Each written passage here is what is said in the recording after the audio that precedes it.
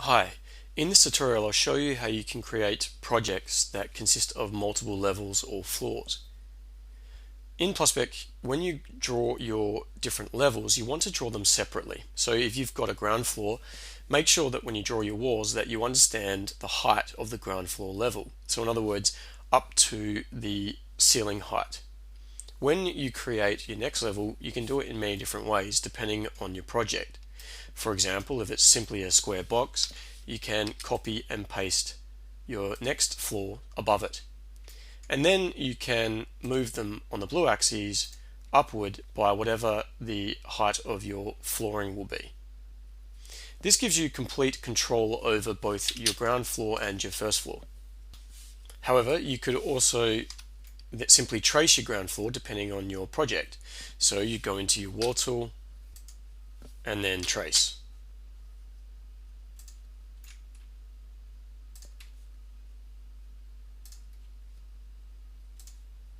And again, you would be selecting your first floor and moving them up by the width of your flooring. And so in this example, I'm going to do joists. So I'm going to walls, generate floor face, and then go into my joist tool. And then I'll span it. By modeling each level separately, it gives you complete flexibility and it can enable you to really modify each element and understand exactly how they're going to go together. So for example, in my structure, I can see that in actual fact I've got a clash here and my joist is not sitting on my ground floor top plate. So I'm simply going to move it into position.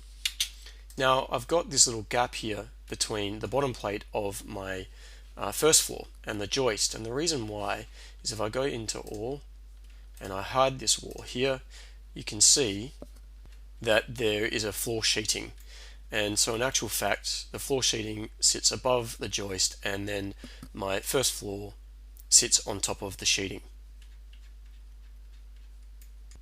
Now in reality this section of the wall would be built as one piece, so in other words this external leaf would simply extend upward.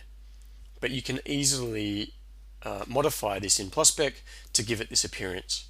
And you can do so by going into the wall, editing the wall, and you can do them all at once if required. Go into the manual overrides and put the step down, which is the width of your floor. And you can see that this now reads as one piece. If your texture doesn't align properly, it means that you haven't drawn the wall height to suit your material, such as the brick, so your brick gauge, or your texture is slightly out of scale. Plusspec uses the SketchUp layering system to control your model. And although we automate the majority of it for you, there will be certain circumstances where you can or will want to add your own manual components so that you can edit it further. And I like to add my own layers for the ground floor and the first floor.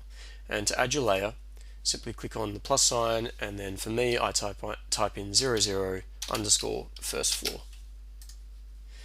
Now what you can do is you can select everything on the ground floor and then you can group it, and then you can assign it to the ground floor layer. This means that I can now manipulate the ground floor separately. I can do this for the first floor also.